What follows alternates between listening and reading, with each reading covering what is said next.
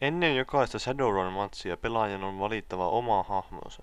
Rodut eroavat toisistaan selvästi, joten hahmovalinnalla on suuri vaikutus pelikokemuksen kannalta. Esimerkiksi peikko on hidas ja vahva, kun taas haltija on nopea ja heikko. Rotu määrittelee myös pitkälti pelissä tehtäviä valintoja.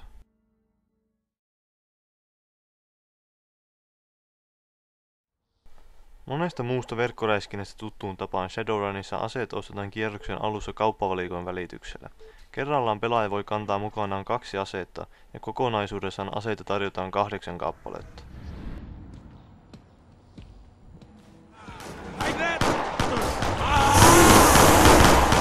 Pelaaja aloittaa jokaisen matsin kädessään pistooli, jolla saa oikein käytettynä mukavasti vahinkoa aikaiseksi. Lisäksi arsenaaliin kuuluu 2 granaattia. RNA wins. Clear. Defend the exit point. Beetassa aseista halvin on konepistooli, joka ei mitenkään olennaisesti eroa videopeliveljestään. Hieman kalliimmalla kaupasta irtoavat kiikaritähtäimellä varustettu puoliautomaattikivääri sekä haulikko. Kumpikaan tuskin kummempia selittelyjä kaipaa. RNA has possession. Artifact dropped. 4 enemies. I'm hurt! Artifact taken. RNA. Walk away. Järeämpää tulivoimaa puolestaan tarjoaa etenkin peikkojen suosima minigun, jonka reilu lipas ja tulinopeus antavat anteeksi ronskin tähtäilyn. Lähitaisteluihin valikoimasta löytyy katana, jota käytettäessä kuvakulma siirtyy hahmon ulkopuolelle. Ahtaita paikkoja välttelevien käytettävissä on tarkkuuskivääri, jolla otsalaukauksia napsuu netisti varsinkin peikoista. Artifact dropped. Artifact taken. Lineage has possession. Pelin arsenaalin kruunaa Singo. Aseen panokset sanovat adios, ja sitähän Singon laukaus yleensä tarkoittaa. Artifact taken. Lineage has possession. Artifact dropped.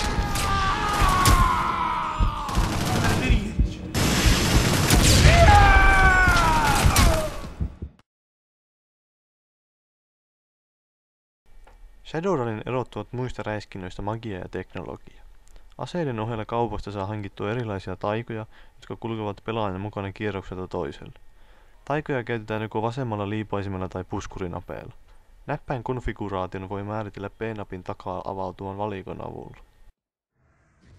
Loitsuista kenties käytännöllisin on teleport, joka mahdollistaa nopean liikkumisen seinien läpi.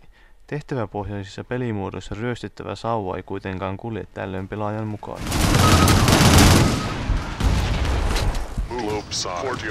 Toinen hyvin perustavanlaatuinen taika on elämän puu, jonka voi pystyttää taistelukentällä haluamalleen paikalle.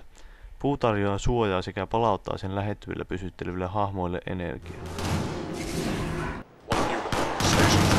Kolmannen tärkeän taian eli Resurrectin avulla pelaaja voi herättää henkiin tiimikavereitansa, jos näiden ruumiit ovat edelleen jäljellä taistelukentällä. Näin toverit pääsevät varastamaan tapposi. Jos sinut henkiin herättänyt hahmo kuolee, alat välittömästi menettää energiaa.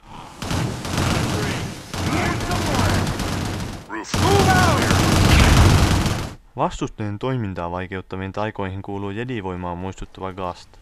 Loitsua käyttämällä viholliset pysyvät turvallisen matkan päässä pelaajasta. Samaan kategoriaan kuuluvat Strangle-taian luomat kristallit. Kannattaa kuitenkin katsoa tarkasti, mihin näitä kristalleja pystytte.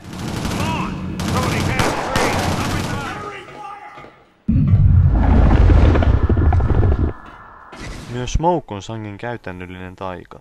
Se muuttaa pelaajan savupilveksi, jolloin hahmoa voi vahingoittaa vain kastia käyttämällä. Taian potentiaalinen kesto on suoraan verrannollinen jäljellä oleviin taikapisteisiin. Taikavalikoiman kalleimmalla loitsulla pelaaja voi kutsua avukseen riehakkaan taikaolendon taistelemaan puolestaan. Lineage scores.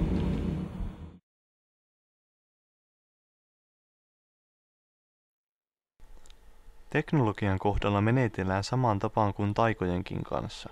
Teknohärvelit useimmiten sitovat myös taikapisteitä. 5 teknologiasta useimmiten käytössä näkee SmartLinkia. Implantin seurauksena tähtäin muuttuu ympyrästä neliöksi. Ehdoton kaveri minigunille ja miksei muillekin, sillä se parantaa tähtäystarkkuutta sekä lisää aseisiin ylimääräisen zoomin.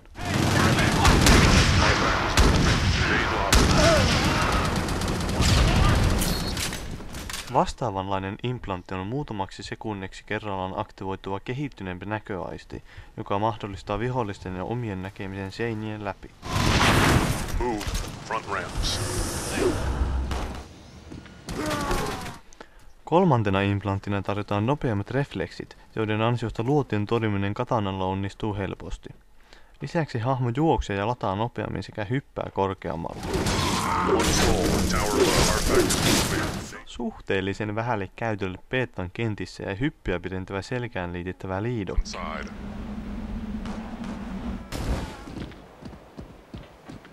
Viimeisenä esiteltäköön antitaikageneraattori, joka imee ympäristöstään manaa. Move. One balcony. Main lobby. Artifact taken. Lineage has possession.